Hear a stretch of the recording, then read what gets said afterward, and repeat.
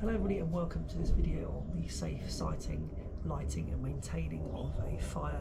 So I'm here at the moment with my fire pit ready to go. Before we get started, a couple of things you want to go through with your learners. Now I'm doing this obviously in a garden and not on our typical site at school. However, what we do use are these stumps here to indicate the safe space in which the children can move, and they should not come between the fire and that safe space. If they do so, we have an agreement, they can shout stop, and that is for all learners and staff as well.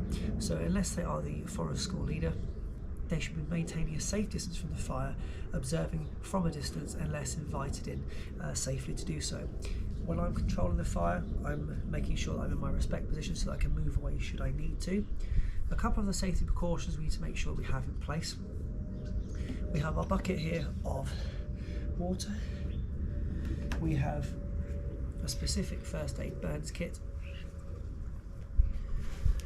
We have a fire blanket, which I would actually recommend hanging up on a tree so you can pull down should you need to.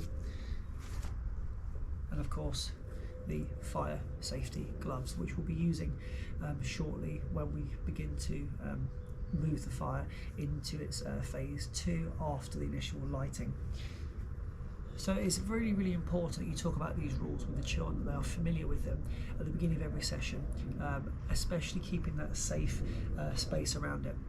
What I've also done today in preparation for lighting the fire, and I'll show a little overlay here, is I've arranged all of my fire lighting materials that I need, from the initial kindling parts through to the smaller twigs and sticks, and then through to the larger items that I'll be using to build the fire up.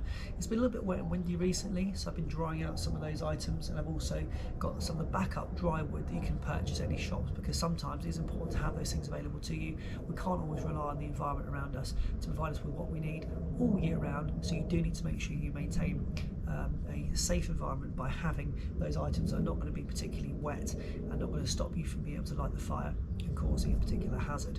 So with that said and done, in just a moment we're going to prepare to light the fire. I'm making sure once again I've got all those things around me before I begin, and then we'll move forward and we'll proceed. Okay, just before we begin, what we want to do is make sure we're maintaining that nice safe space around us, ensuring you have your safety equipment with you should you need it, making sure the fire is prepared in a state that allows you to light it in a quick and simple fashion. However, it's important to demonstrate some patience, because it doesn't always go to plan first time. Sometimes it takes a little while for things to get going, especially if you have little bits of wind or you're in an environment which could be a little bit damper than you expect, especially the moisture in the air. And so, with that said and done, let's get started with the fire.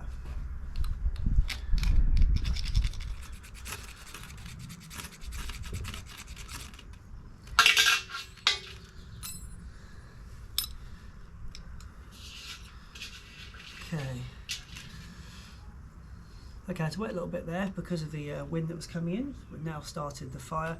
And now in terms of maintaining it, we're making sure we're building up the layers of twigs that we have.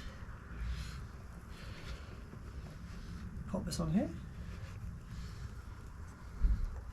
Start to feed those in. Making sure at all times that people are staying back from the fire. So I've got a little audience here watching. It's quite nice. Something about starting fire that's just quite an incredible feeling, watching it come to life like this. That's what you can explain to your learners as well. You know, as this is starting up, we're talking about how a fire is created. We're talking about the oxygen that you need. Now, when we talk about cooking on the fire, which we'll do in a later video, you want to let all this smoke die off. Give it some time. Again, explain to children, all these things do take time. It's about patience. I'm always doing a double check as well. Have I still got my first aid kit on me? Have I still got my fire blanket? And in terms of maintaining this fire now, I want to make sure I just keep that flame and light by continuing to add as it builds and grows. Also, we want to make sure you're doing it if it starts to be windy like it's starting to now. You're going to move yourself, you're going to move positions so that you are not standing where the flames could come directly towards you.